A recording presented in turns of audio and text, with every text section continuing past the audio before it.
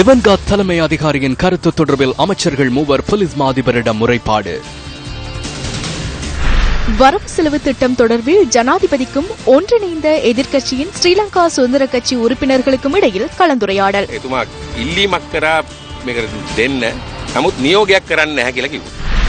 இந்திய வீட்டு திட்டத்தின் வீடுகளை பகிர்ந்து அளிப்பதில் அரசியல் தலையீடு, வடக்கு முதல்வர் குற்றச்சாட்டு. பசில் ராஜபக்ஷவின் கம்பஹா அலுவலகத்தின் சொத்துக்களை விற்பனை செய்வதற்கும் கைமாற்றுவதற்கும் நீதிமன்றம் தடை. ராகம ரயில்வே திணைக்களத்திற்கு ஏற்பட்ட சேதத்தை பயணிகளிடமிருந்து அறவிடுவதற்கு நடவடிக்கை.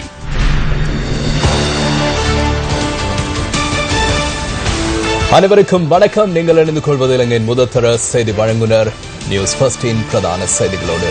கனடா, லண்டன், ஆஸ்திரேலியா உள்ளிட்ட பல்வேறு நாடுகளில் இருந்து சக்தி டிவி குளோபலூடாக இணைந்து கொண்டிருக்கும் உங்கள் அனைவரையும் சந்திப்பதில் மிகுந்த மகிழ்ச்சி அடைகிறோம். வணக்கம் ரஞ்சனி. வணக்கம் ஜெஃப்ரி. வணக்கம் நேயர்களே. இன்றும் கூட நியூஸ் ஃபர்ஸ்டின் பிரதான செய்திகளில் பல்வேறு தகவல்களை உங்களுக்கு வழங்குவதற்கு தயாராக காத்திருக்கின்றோம்.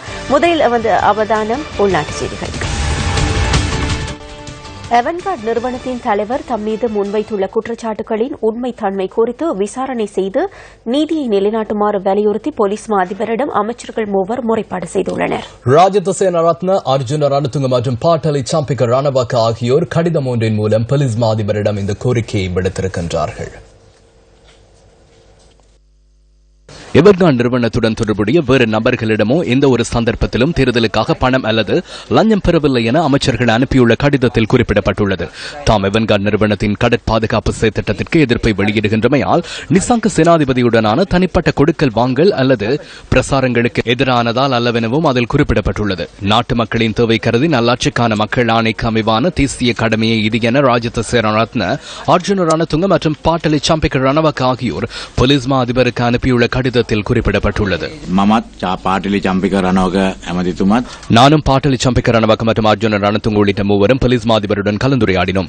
குற்றப்புலனாய்வு திணைக்களத்துக்கு சென்று முறைப்பாடு செய்வதற்கு முன்னர் கடிதம் ஒன்றை அனுப்புமாறு கோரினார். அதற்கமே கடிதம் அனுப்பியுள்ளோம். இது தொடர்பில் உடனடியாக அவரை அழைத்து விசாரணை மேற்கொள்வதாக போலீஸ் மா அதிபர் தெரிவித்தார்.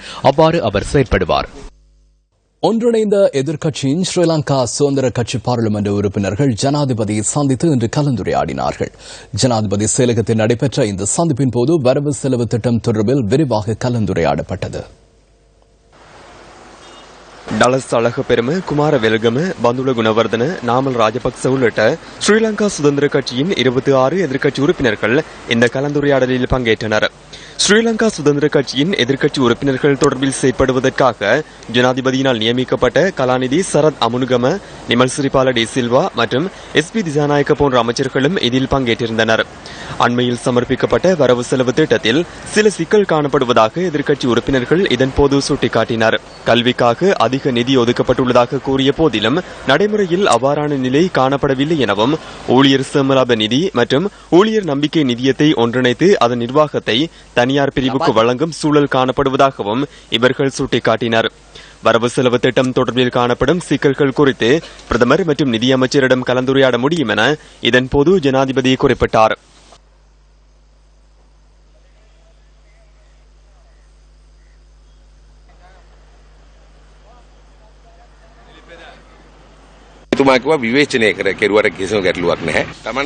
விமர்சிப்பது பிரச்சனை இல்லை என அவர் தெரிவித்தார். அதற்கு உரிமையுள்ளது. ஆதரவு வழங்குமாறு கோரினார். எனினும் அதற்கு உத்தரவிடுவதில்லை எனவும் குறிப்பிட்டார். எதிர்வரும் நாட்களில் என்ன நடக்கும் என பார்க்கலாம். ஸ்ரீலங்கா சுதந்திர கட்சி என்ற வகையில் இந்த வரவு செலவு திட்டத்தில் ஏற்றுக்கொள்ள முடியாத பல விடயங்கள் காணப்படுகின்றன. அதனால் எம்மால் முடியாது. ஸ்ரீலங்கா சுதந்திர கட்சி என்ற வகையில் இந்த வரவு செலவு திட்டத்துக்கு ஆதரவாக வாக்களிக்க முடியாது. நாம் அனைவரும் ஒரே கட்சியை சேர்ந்தவர்கள். ஸ்ரீலங்கா சுதந்திர கட்சியினரே என்று வந்தோம். நாம் சுமூகமாக கலந்துரையாடினோம். சில பிரச்சனைகளை முன்வைத்தோம். ஜனாதிபதி மோல்டாஸ் என்று திரும்பியதும் அது தொடர்பான கூட்டம் ஒன்று நடைபெறும்.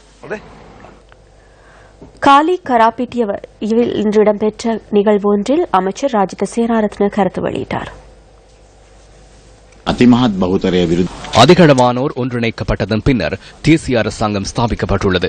இது புதிய கருத்துருவாக்கமாகும், புதிய அரசியல் கலாச்சாரமாகும். இந்த நாட்டில் 47ஆம் ஆண்டிலிருந்து முரண்பாடுகள் காணப்பட்டன. தற்போது ஒன்றாக அமர்ந்திருக்கின்றார்கள். ஒரு நாளில் 2 மாதங்களில் இந்த கலாசாரத்திலிருந்து மற்றொரு கலாசாரத்துக்கு மாற முடியாது. அதற்கு சிறிது காலம் செல்லும். மேலும் 4 எமது அரசாங்கத்தில் இணைய இருக்கின்றார்கள். இது அவ்வாறான கலாசாரமாகும். முன்னோக்கி செல்லும் போது பிரச்சனைகள் தீர்க்கப்படும். பால்மா, கருவாடு மற்றும் பருப்பு உள்ளிட்ட 6 அத்தியாவசிய பொருட்களின் விலையை குறைப்பதற்கான வர்த்தமானி அறிவித்தல் அச்சகத்திற்கு அனுப்பி வைக்கப்பட்டுள்ளது. இதன்படி குறித்த அத்தியாவசிய பொருட்களின் விலைகள் நாளை மறுதினம் முதல் அமுலுக்கு வரும் வகையில் குறைவடைய உள்ளது. அனைத்து வகையிலும் அம்மால் முடிந்த வகையில் மக்களுக்கு சலுகைகளை பெற்றுக் கொடுத்துள்ளோம். ஆடம்பர பொருட்களின் விலைகளில் மாற்றம் ஏற்பட்டுள்ளது. எனினும் அத்தியாவசிய பொருட்களான மண்ணெண்ணெய், எரிவாயு, பருப்பு, டின்மீன், பால்மா ஆகியவற்றின் விலைகளை மக்களுக்கு சலுகையான அடிப்படையில் குறைத்துள்ளோம். ஆடம்பர வாழ்க்கைக்கு தேவையான பொருட்களின் விலைகளை அதிகரிக்கப்பட்டுள்ளன. சிலவற்றுக்கு செலுத்தக்கூடியவர்களிடமிருந்து பெற்றுள்ளோம், அனைத்திற்கும் அல்ல. பாராளுமன்றத்தில் கருத்து தெரிவித்த குழுக்களின் பிரதி தலைவர் செல்வம் அடைக்கலநாதன், இந்த 100 நாள் வேலை திட்டத்திலே புதிய அரசு காட்டிய அக்கறை இப்பொழுது இருக்கிறதா என்று பார்க்கின்ற போது அது இல்லை என்றுதான் என்னுடைய கருத்தை நான் சொல்ல முடியும். இந்த நிலங்களை விடுவதாக 100 நாள் வேலை திட்டத்திலே சம்பூர் நிலத்தையும் யாழ்ப்பாணத்திலே பல 1000 ஏக்கர் அப்படியான நிலங்களை விடுவித்து அதன் பின்பு அதற்கு பிறகு அதுக்கான குழுவை சந்திரிகா அம்மையாரின் தலைமையிலே ஒரு குழுவை போட்டு இந்த நிலங்களை விடுதலை செய்வதற்கான ஒரு முயற்சி மேற்கொள்ளப்பட்டது 100 நாள் வேலை திட்டத்தில். இப்படி வடக்கு கிழக்கிலே பல எதிர்பார்ப்போடு இந்த 100 நாள் வேலை திட்டத்திலே காட்டிய அக்கறையை புதிய அரசு மீண்டும் அதே ஆட்சியை பிரதமர் ரணில் விக்ரமசிங்க அவர்களுடைய தலைமையிலே மீண்டும் அதே அரசாங்கம் வந்திருக்கிறது. ஆனால் எந்த ஒரு அக்கறையும் இந்த விடயத்திலே காணப்படவில்லை என்பதை இங்கு நான் மனவருத்தத்தோடு தெரிவித்துக் கொள்ள விரும்புகின்றேன். எங்களை பொறுத்தமட்டிலே ஒரு ஏமாற்றத்தை தான் நாங்கள் இன்றைக்கு பார்க்கக்கூடியதாக இருக்கிறது. ஒரு உதாரணம், நாங்கள் ஒரு ஜிஏயை மாற்ற வேண்டும், ஒரு தமிழரை போடுங்கள் என்று கேட்ட போது நாங்கள் பிரதமரோடும் பேசினோம், எல்லோரோடும் பேசினோம், செய்வதாக சொன்னார்கள். ஆனால் நடைமுறையிலே இல்லை. அதைவிட பிரதமர் அவர்கள் சொன்னார்கள், இந்த மாவட்ட அபிவிருத்தி குழுவின் தலைவர்கள் வெல்லப்பட்ட கட்சிகளின் அங்கத்தவர்களுக்கு தான் கொடுக்கப்பட வேண்டும் என்று அவர் வெளிப்படையாக சொன்னார்கள். பாராளுமன்றத்திலே ஒரு தீர்மானத்தை கொண்டு வந்து அதன் பின்பு அவர்களுக்கு கொடுப்பதாக சொன்னார்கள். ஆனால் இப்பொழுது அது மாற்றப்பட்டிருக்கிறது.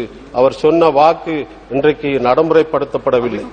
ஆகவே நாங்கள் யோசிக்க வேண்டும், இந்த அரசுக்கு வெளியில் இருந்த ஆதரவை எப்படி நாங்கள் தொடர்ந்து செய்வது. நாங்கள் விலகிக் கொள்ளுகின்ற அந்த நிலைமையை இந்த அரசாங்கம் உண்டு பண்ணி வருகிறது. அரசியல் கைதிகள் தொடர்பிலும் பாராளுமன்ற உறுப்பினர் கருத்து தெரிவித்தார். அரசாங்கம் நிபந்தனைகளோடு பிணை 10 லட்சம் ரூபாய் சரீர பிணையோடு அவர்களுக்கு பிணை வழங்கி இருக்கிறது. அதைவிட 20 பேரை புனர்வாழ்வு கொடுப்பதாக அறிவித்திருக்கிறது. அதை நாங்கள் வரவேற்கின்றோம். ஆனாலும் ஒரு வழக்கில் மட்டும் புனர்வாழ்வு கொடுக்கப்பட்டிருக்கிறது. ஒருவருக்கு 3 வழக்கு என்ற ரீதியிலே அவர்களுக்கு தொடர்ந்த வழக்குகள் இருக்கின்ற காரணத்தால் இந்த புனர்வாழ்வு என்பது எந்த அளவிற்கு ஒரு நடைமுறைக்கு வருகின்ற சந்தர்ப்பத்தை உருவாக்கும் என்ற கேள்வி எழுகிறது. ஆகவே அந்த அனைத்து வழக்குகளையும் அவர்களுக்கு நிறுத்தி புனர்வாழ்வு அளிக்கின்ற வாய்ப்பை கொடுத்தால்தான் அவர்கள் உண்மையான விடுதலையை அவர்கள் உணர முடியும். இந்திய வீடமைப்பு திட்டத்தின் கீழ் நிர்மாணிக்கப்பட்ட வீடுகளை பகிர்ந்து அளிப்பதில் காணப்பட்ட அரசியல் தலையீடுகள் தொடர்பில் வடமாகாண முதலமைச்சர் சி வி விக்னேஸ்வரன் கருத்து வெளியிட்டார். யாழ்ப்பாணத்தில் நடைபெற்ற நிகழ்வு ஒன்றில் கலந்து கொண்டு உரையாற்றும் போது அவர் இந்த விடயத்தை குறிப்பிட்டார். அரசு சார்பற்ற இணையத்தின் எதிர்கால நடவடிக்கைகளை முன்னோக்கிய செயலமர்வு யாழ் சுர்ணாம்பிகை மண்டபத்தில் நடைபெற்றது. அரசு சார்பற்ற இணையத்தின் 25வது ஆண்டு நிறைவை முன்னிட்டு இந்த கருத்தரங்கு ஏற்பாடு செய்யப்பட்டிருந்தது. இந்த பகுதி போரினால் மிக பாதிப்படைந்து நலிவிட்டிருக்கின்ற ஒரு பிரதேசம். இங்குள்ள மக்களுக்கு பலவிதப்பட்ட தேவைப்பாடுகள் இருக்கின்றன. வீடுகள் அழிக்கப்பட்டு இருப்பிடம் இல்லை என்ற காரணங்களுக்காக மலையகத்தில் காணப்படுகின்ற லயன் முறையிலான வீடுகளை குறைந்த செலவில் அமைத்து தர முடியும் என சில நாடுகளில் இருந்து நமக்கு பரிந்துரை செய்யப்பட்டது. இதற்கென அந்த நாடுகளில் இருந்து செலவழித்து வந்து எங்களை கண்டார்கள். அதிலும் வேடிக்கை என்னவென்றால், பணத்தை நாங்கள் கொடுக்க வேண்டுமாம், அவர்கள் கட்டிடத்தை கட்டித் தருவார்களாம், லைன் கட்டித் தருவார்கள்.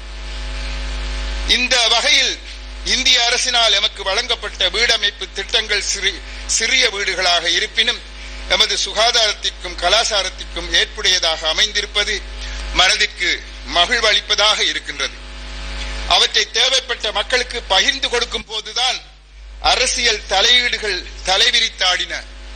ஆனால் அதற்கு இந்திய அரசாங்கம் பொறுப்பல்ல, எமது கையாலாகாத அரசியல்வாதிகளே அதுக்கு பொறுப்பு. கிழக்கு மாகாண சபை உறுப்பினர்களின் பாதுகாப்பு நீக்கப்பட்டமை தொடர்பில் இன்று விசேட தனிநபர் பிரேரணையொன்று சபையில் சமர்ப்பிக்கப்பட்டது. கிழக்கு மாகாண சபை அமர்வு இன்று ஆரம்பமான போது மாகாண சபை உறுப்பினர்களுக்கான பாதுகாப்பு நீக்கப்பட்டமை தொடர்பில் விசேட தனிநபர் பிரேரணையொன்றை மாகாண சபை உறுப்பினர் ஷிப்லி ஃபாரூக் சபையில் சமர்ப்பித்தார். பாதுகாப்பு உத்தியோகத்தர்களும் எந்தவிதமான முன்னறிவிப்பும் இல்லாமல் மீறப்பட்டுள்ளனர். இந்த செயற்பாடானது மாகாண சபை உறுப்பினர்களை பாரிய அசௌகரியத்துக்குள்ளாக்கியதுடன் பாரிய அச்சுறுத்தலை ஏற்படுத்தியுள்ளது. ஆகவே மீளப்பெறப்பட்ட போலீஸ் பாதுகாப்பினை உடனடியாக திரும்பத் தர வேண்டும் என்று இச்சபையின் முன்மொழிந்தது. பாதுகாப்பு நீக்கப்பட்டமையால் அசௌகரியங்களை எதிர்நோக்குவதாகவும் மாகாண சபை நுழைவாயிலில் கூட போலீசாருக்கு அடையாள அட்டையை காண்பிக்க வேண்டிய அவலநிலை ஏற்பட்டுள்ளதாகவும் உறுப்பினர்கள் சபையில் சுட்டிக்காட்டினர். இலங்கை நாட்டிலே இருக்கின்ற மாகாண சபைகளிலே பாதுகாப்பு உத்தியோகஸ்தர்கள் வழங்காமல் இருப்பதற்கு நியாயம் இருக்கிறது, அதுக்கு காரணங்கள் இருக்கிறது. ஆனால் வடகிழக்கு மாகாணம் ஒரு யுத்தம் நடைபெற்ற ஒரு மாகாணம். யுத்தம் நடந்து ஒரு சுமூகமான சூழ்நிலை தற்போதுதான் கட்டியெழுப்பப்பட்டிருக்கிறது. உத்தியோகஸ்தர்கள் பெறுகின்ற இந்த கிழக்கு மாகாண சபையிலே பாவப்பெறப்பட்ட இந்த மாகாண சபை உறுப்பினுடைய பாதுகாப்பை இன்று அல்லது நாளை இருக்காவிட்டால் இந்த மாகாண சபையில் அர்த்தமே இல்லை. 13வது யாப்பு திருத்தத்திலே சுட்டிக்காட்டப்பட்டிருக்கின்றது போலீஸ் அதிகாரம் இந்த மாகாண சபைக்கு வழங்கப்பட்டிருக்கின்றது என்று. அதிகாரத்தை தராவிட்டாலும் இங்கு இருக்கின்ற மாகாண சபை உறுப்பினர்களுக்கான பாதுகாப்பு என்பது சந்தேகிக்க வேண்டிய ஒரு நிலைப்பாடு இருக்கின்றது.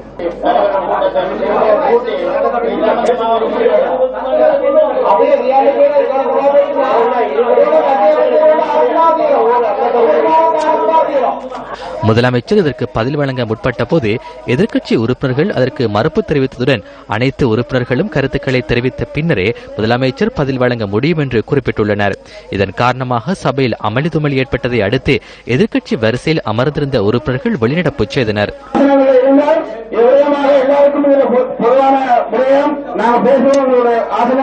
அதன் பின்னர் கிழக்கு மாகாண சபை உறுப்பினர்களுக்கு நீக்கப்பட்ட பாதுகாப்பு மீள வழங்கப்படும் என மாகாண முதலமைச்சர் ஹாஃபிஸ் நசீர் அகமது சபையில் உறுதியளித்துள்ளார். கௌரவ ஆளுநர் அவர்களும் mister senior DIG Lalit Jayasinghe அவர்கள் தொடர்பு கொண்டு இப்ப முன்பிருந்த நிலைக்கு எல்லோருடைய பாதுகாப்பும் இந்த நிமிடத்தில் இருந்து வழங்கப்பட்டிருக்கின்ற ஒரு நற்செய்தியை எல்லோரும் கூறியிருந்தார்கள். இதேவேளை கிழக்கு மாகாணத்தின் 2013ஆம் ஆண்டுக்கான கணக்காய்வு அறிக்கை இன்று சபையில் சமர்ப்பிக்கப்பட்டது. மேலும் கிழக்கு மாகாண சுற்றுலாத்துறைக்கான நீதி சட்டம் சபையில் சமர்ப்பிக்கப்பட்டு நிறைவேற்றப்பட்டுள்ளது. தமிழக அகதி முகாம்களில் தங்கியிருந்த 42 இலங்கையர்கள் இன்று தாயகம் திரும்பினர். அகதிகளுக்கான ஐக்கிய நாடுகளின் உயர்ஸ்தானிகர் அலுவலகத்தின் வசதிப்படுத்தல் மற்றும் ஒருங்கிணைப்பு பிரிவு மற்றும் மீள்குடியேற்ற அமைச்சின் வழிகாட்டலுடன் இவர்கள் நாடு திரும்பியுள்ளனர். நாடு திரும்பிய இளைஞர்களிடம் விமான நிலையத்தில் மருத்துவ பரிசோதனைகள் முன்னெடுக்கப்பட்டன. அத்துடன் குற்றப்புலனாய்வு திணைக்களத்தினால் குறித்த குழுவினர் விசேட விசாரணைக்குட்படுத்தப்பட்டதாக எமது விமான நிலைய செய்தியாளர் குறிப்பிட்டார். அசாதாரண சூழ்நிலை காரணமாக நாட்டை விட்டு வெளியேறி தாயகம் திரும்பியவர்கள் இவ்வாறு கருத்து தெரிவித்தனர். பிரச்சனை ஆரம்பிக்க முதல்ல போயிட்டோம். பிள்ளைகளை வச்சுக்க பயத்துல எல்லாரும் சொந்தக்காரங்க எல்லாம் இந்தியா தான் இருக்காங்க. நாங்க போய்க்க குடும்பத்தோட 7 பேர் போனோம். நான் இலங்கையில் மன்னார் மாவட்டத்தை பிறப்பிடமாக கொண்டவன். கடந்த சில 1990ஆம் ஆண்டு இலங்கையில் நடந்த பிரச்சனை காரணமாக எனது தாய் தகப்பனார் என்னை இந்தியாவுக்கு அழைத்து சென்று விட்டார்கள். நான் 12 வயது முடிவதற்கு முன்பாக இந்திய நாட்டுக்கு அகதியாக குடியேற்றப்பட்டேன். எனது தாயை இழந்த பிறகு எனது தாய் மண்ணை எனது வாழ்க்கை என்று 26 வருடங்களுக்கு பிறகு எனது தாய் மண்ணை நோக்கி வருகை தந்திருக்கின்றேன். எங்களை இந்த மண்ணில் சிறப்பாக வாழ வைக்க இந்த அரசாங்கம் நல்லதொரு உதவியை செய்து எமது மக்களுக்கு உதவி செய்ய வேண்டும் என்று பணியுடன் கேட்டுக்கொள்கின்றேன். எங்கள் நாட்டில் வாழ்றதான் நாங்கள் ஜனநாயக உரிமையோட அமைதியா மூவின மக்களும் சமாதானமாக வாழ்றதுதான் எங்களுக்கு ஒரு நல்ல முடிவை எதிர்பார்க்கும். நாங்கள் சந்தோஷமாக சமாதானமாக வாழ வேண்டும் என்று கேட்டுக்கொள்றேன். நாட்டை வந்தடையும் அகதிகளுக்கும் அரசாங்கம் அனைத்து வசதிகளையும் வழங்கும் என சிறைச்சாலைகள் மறுசீரமைப்பு, புனர்வாழ்வு, மீள்குடியேற்றம் மற்றும் இந்து மத அலுவல்கள் அமைச்சின் செயலாளர் வே. சிவஞான ஜோதி குறிப்பிட்டார். 2011ஆம் ஆண்டு முதல் இதுவரை 5600 அகதிகள் தாயகம் திரும்பியுள்ளதாகவும் மேலும் 1,00,000க்கும் அதிகமானோர் இந்தியாவில் தங்கியுள்ளதாகவும் சிறைச்சாலைகள் மறுசீரமைப்பு, புனர்வாழ்வு, மீள்குடியேற்றம் மற்றும் இந்து மத அலுவல்கள் அமைச்சின் செயலாளர் மேலும் தெரிவித்தார். பயங்கரவாத தடை சட்டத்தின் கீழ் தாக்கல் செய்யப்பட்ட வழக்குகள் தொடர்பில் 5 தமிழ் கைதிகள் இன்று நீதிமன்றத்தில் ஆஜர்படுத்தப்பட்டனர். இருவேறு வழக்குகளின் கீழ் 5 தமிழ் கைதிகளும் கொழும்பு பிரதம நீதவான் கிஹான் பிலபிட்டிய முன்னிலையில் ஆஜர்படுத்தப்பட்டனர். நீதிமன்றத்தில் ஆஜர்படுத்தப்பட்டவர்களில் ஒருவருக்கு நீதிமன்றத்தால் பிணை வழங்கப்பட்ட போதிலும் சந்தேக நபர் தொடர்பில் பதவிய நீதிமன்றத்தில் மற்றும் ஒரு வழக்கு காணப்படுவதால் அவர் விடுதலை செய்யப்படவில்லை. இதேவேளை மற்றைய ஒருவரின் புனர்வாழ்வு கோரிக்கை நீதிமன்றத்தினால் ஏற்றுக்கொள்ளப்பட்டுள்ளது. ஏனைய 3 தமிழ் கைதிகளும் புனர்வாழ்வு பெறுவதற்கு நீதிமன்றத்தில் கோரிக்கை விடுத்துள்ளனர். அதற்கமைய தமிழ் கைதிகளின் கோரிக்கை குறித்த சட்டமா அதிபர் திணைக்களத்தின் நிலைப்பாடு நீதிமன்றத்தில் தெரிவிக்கப்படும் என கைதிகள் சார்பில் ஆஜரான சட்டத்தரணி பொன்னுத்துரை கிருஷாந்தன் தெரிவித்தார். 85 தமிழ் கைதிகளில் முதற்கட்டமாக 3 மாத்திரம் புனர்வாழ்வுக்காக விடுவிப்பதை ஏற்றுக்கொள்ள முடியாது என தமிழ் தேசிய கூட்டமைப்பு தெரிவித்துள்ளது. எதிர்வரும் 25ஆம் தேதிக்கு முன்னர் முதலாவது குழுவினர் புனர்வாழ்விற்கு அனுப்பப்படுவார்கள் என அரசாங்கம் அறிவித்திருந்ததாக தமிழ் தேசிய கூட்டமைப்பின் ஊடக பேச்சாளர் எம். ஏ. சுமந்திரன் விடுத்துள்ள அறிக்கையில் குறிப்பிடப்பட்டுள்ளது. கடந்த 20ஆம் தேதி பிரதமர் அலுவலகத்தினால் இந்த குழுவில் இடம்பெறுகின்ற 20 பேர்கள் கொண்ட பட்டியல் தம்மிடம் கையளிக்கப்பட்ட போதிலும் அவர்களில் சிலர் ஏற்கனவே விடுதலை செய்யப்பட்டுள்ளதாகவும் இன்னும் சிலர் ஒன்றுக்கும் மேற்பட்ட வழக்குகளை உடையவர்கள் என்றும் பாராளுமன்ற உறுப்பினர் எம். ஏ. சுமந்திரன் சுட்டிக்காட்டியுள்ளார். அத்துடன் பெயர் பட்டியலுடன் கொடுக்கப்பட்டிருந்த கடிதத்தில் குறிப்பிடப்பட்டிருந்த நிபந்தனைகள் ஏற்புடையது அல்லவென்றும் ஒவ்வொரு வழக்குகளில் இந்த நடைமுறை செயற்படுத்தப்படாவிடத்து அவர்கள் புனர்வாழ்வு பெற்று வெளியே வருவது சாத்தியமற்ற விடயமாகும் எனவும் அந்த அறிக்கையில் குறிப்பிடப்பட்டுள்ளது. எனவே தமிழ் கைதிகள் தொடர்பில் ஆக்கப்பூர்வமான நடவடிக்கைகளை துரிதமாக முன்னெடுக்குமாறு வலியுறுத்துவதாகவும் அந்த அறிக்கையில் சுட்டிக்காட்டப்பட்டுள்ளது. அமைச்சர் மலிக் சமரவிக்ரம பாராளுமன்றத்தில் கருத்து வெளியிட்டுள்ளார். Finance Minister's task was complicated by a legacy of high and நமது நேரடி முதலீடு தொடர்பில் புதுமை அடைய வேண்டியுள்ளது. மோதல் நிலைமை நிறைவு பெற்று 5 வருடங்கள் கடந்துள்ள போதிலும் அது பில்லியனுக்கு குறைவாகவே காணப்படுகிறது. 3 வருடங்களுக்குள் 5 பில்லியன் வரை உயர்த்தி நேரடி சர்வதேச முதலீடுகளை பெறுவதே எமது இலக்காகும். சர்வதேச கொள்கையினூடாக மேற்கத்திய மற்றும் கிழக்கு நாடுகளின் முதலீடுகளை ஈர்க்க வேண்டும் என்பது. This was largely due to personal discretion. நீங்கள் இணைந்திருப்பது நியூஸ் ஃபர்ஸ்டின் பிரதான செய்திகளோடு. வெளிமட பிரதேச செயலாளர் பிரிவுக்குட்பட்ட அம்பேவெல வாவிக் தோட்டத்தில் ஏற்பட்ட மண் சரிவு காரணமாக இடம்பெயர்ந்து 232 பேரும் தொடர்ந்தும் வேறு இடத்தில் தங்கியுள்ளனர். வார்விக் மேல் பிரிவின் 53 குடும்பங்களைச் சேர்ந்த 232 பேர் மண்சரிவு அபாய எச்சரிக்கை காரணமாக நேற்று மாலை இடம்பெயர்ந்தனர். இவ்வாறு இடம்பெயர்ந்தவர்கள் நேற்று முதல் தொடர்ந்தும் தோட்ட வைத்தியசாலையில் தங்கியுள்ளனர். மண்சரிவு அபாய எச்சரிக்கை, தற்காலிக வெளியேற்றம் என்பன காலம் காலமாய் மலையகத்தில் நடந்தேறி வருகின்றன. ஆபத்துமிகு பகுதிகளிலிருந்து மக்களை பாதுகாப்பதற்கும் லயனறைகளை மாற்றியமைப்பதற்கும் ஆக்கப்பூர்வமான நடவடிக்கைகள் எடுக்கப்பட்டனவா என்பது கேள்விக்குறியே. போக சொல்றாங்க, எங்கேயும் போறதுக்கு வழி இல்ல. ஸ்கூல்ல போனா ஸ்கூலும் போய் சேர்ந்து பண்ணி ஆஸ்பத்திரியும் போயிடும். போனா இதை விட்டு மாற சொல்றாங்க, எங்க போறது? பிள்ளைகளை கூட்டி எங்க போறது? போறதுக்கு இடம் இல்ல. இதுல வந்து பார்த்து எல்லாம் சொல்றாங்க, வந்து பார்த்து போக சொல்லி இங்க இருந்து சின்ன துறைமை சொன்னாரு போக சொல்லி, எங்க போறது? இந்த தோட்டத்தில் 300 அடி 400 அடி அகலத்துக்கான சிலிப்போன் இப்போ அது மண் சரிவு ஏற்பட்டிருக்கு. அது கீழே மத்தியில் பாடசாலை 400 குடும்பங்கள் எல்லாம் வாழ்ந்து கொண்டிருக்கோம். எந்த விதமான இது பொறுப்புகளும் வந்து அதிகாரிகள் கூறல, இந்த இடத்த விட்டு போங்க அப்படின்னு சொல்லி. பாராளுமன்றத்துக்கு 2 பேரும் மலையமும் மூலமாக அனுப்பியிருக்கோம். அவங்களும் வந்து கூட இது வரைக்கும் எந்த விதமான ஒரு உறுதிமொழியும் கொடுக்கல. 400 குடும்பம் பாதிக்கப்பட்டு தான் இருக்கு. ஊடகத்தில் மட்டும் காட்டுறதை மட்டும் பார்த்துக்கொண்டு எந்த நேரம் இருக்கின்றார்கள். வந்து இந்த மக்களுக்கான இடத்த இந்த இடத்த தான் நீங்க இருக்கணும் அப்படிங்கறதான எந்த உறுதிமொழியும் கொடுக்கல. நாங்க நேற்று இந்த சிலிப்பை வந்து பார்த்தோம். எங்ககிட்ட சிலிப்பை வந்து அதாவது நான் முந்தா இடத்துல பார்க்கறதோட நேற்று கொஞ்சம் பெருசா அடிச்சு, அதோட இன்னைக்கு காலை எம்பிஆர்ல வந்து பார்த்தாங்க. அவங்க பார்த்துட்டு அவங்க கிட்டத்துல போறதுக்கு அவங்களும் கொஞ்சம் பயப்படுறாங்க. அவங்க சொன்னாங்க ஆளுகள் எல்லாத்தையும் விரட்டுறாங்க, நீங்க தூரத்துல பேருங்கன்னு. இப்ப வர சிலிப்பு வந்துச்சுன்னு சொன்னா ஸ்கூலுக்கும் பாதிப்புன்னு சொல்றாங்க, ஹாஸ்பிட்டலுக்கும் பாதிப்புன்னு சொல்றாங்க. எங்கேயுமே இருக்கலாது. இப்போ எங்களுக்கு சரி பாதுகாப்பான இடம் ஒன்று வேணும். மலையக மக்களின் வாழ்விற்கு கல்வியினால் ஒளியேற்ற எத்தனைக்கும் ஆயிரக்கணக்கான மழலைகளின் எதிர்காலமும் இந்த இடம்பெயர்வுகளால் மட்டுப்படுத்தப்படுகின்றன.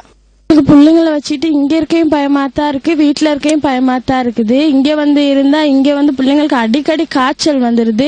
எங்களுக்கு அந்த அளவுக்கு போயிட்டு மருந்து எடுக்கிறதுக்கான வசதிகளும் இல்லை. இங்க ஒரு நாள் மருந்து கொடுத்தாங்க, அது மாத்திரம் தான். மறுபடி மிட் வைஃபோ யாருமே இந்த இடத்துல எங்களுக்காக வேண்டிய ஒரு உதவியும் செய்யல. பிள்ளைங்களை பார்க்க இல்ல. தண்ணி வந்துகிட்டு தான் இருக்கு. சின்ன சின்ன பிள்ளைகளை வச்சுக்கிட்டு தான் நாங்களும் அவதிப்பட்டு இருக்கிறோம். பாருங்க, இப்ப எங்க ஒரு வசதியை பார்க்கணும், பிள்ளைகளை வசதி பார்க்கணும் தானே. அப்ப துறமாட்ட சொன்னா துறமாரும் கேட்க மாட்டாங்க. ஹாஸ்பிட்டல்ல 4 லைத்தாலும் அங்கதாங்க இருக்காங்க எல்லாம். எங்களுக்கு இங்க தண்ணி வசதியும் பத்தாது, டாய்லெட் வசதியும் இல்ல. பிள்ளைகளை இங்க கொண்டாந்து வச்சு காலையில எங்களுக்கு ஸ்கூலுக்கு கொண்டு போய் விடுவதற்கு ரொம்ப கஷ்டமா இருக்குது. அதனால நீங்க எங்களுக்கு ஏதாவது ஒரு உதவி செஞ்சா எங்களுக்கு ரொம்ப நன்மையா இருக்கும். மக்கள் ஆணை பெற்று அதிகாரத்திற்கு வருவோரால் காலம் காலமாக வழங்கப்படும் வாக்குறுதிகள் வெறும் வாய்ப்பேச்சோடு நின்று விடுகின்றமை நிதர்சனமே. மக்கள் தெரிவிக்கும் கருத்துக்களால் தலை குனிந்துள்ள மலையக தலைமைகள் இனியேனும் ஆக்கப்பூர்வமான செயற்பாடுகளை முன்னெடுப்பார்களா?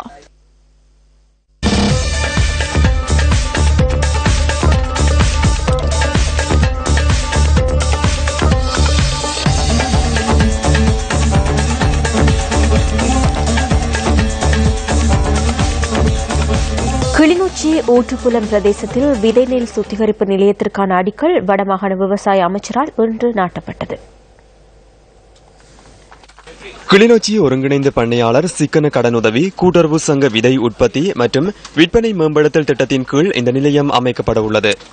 விதைகளுடன் சேர்ந்து தரமற்ற விதைகளும் களைகளும் சேர்ந்து வருகின்ற பொழுது உற்பத்தி வெகுவாக பாதிக்கப்படுகின்றது.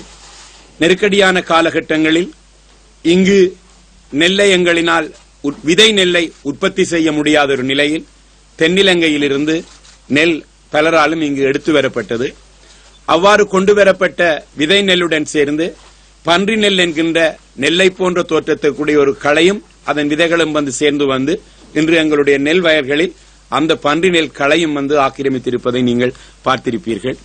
ஆகவே இந்த விதை சுத்திகரிப்பு நிலையம் என்கின்றது விதைகளை தூய்தாக்கி எங்களுக்கு தருகின்ற ஒரு சுத்திகரிப்பு நிலையமாக அமைய இருக்கின்றது.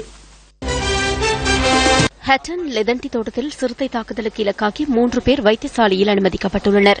சிறுத்தை தாக்குதலுக்கு இலக்காகி காயமடைந்த 3 ஆண்களும் வைத்தியசாலையில் சிகிச்சை பெற்று வருவதாக கிளங்கன் வைத்தியசாலையின் பேச்சாளர் ஒருவர் குறிப்பிட்டுள்ளார். வவுனியா மாவட்டத்திற்கான புதிய அரசாங்க அதிபராக ரோஹண புஷ்பகுமார் இன்று தனது கடமைகளை பொறுப்பேற்றார்.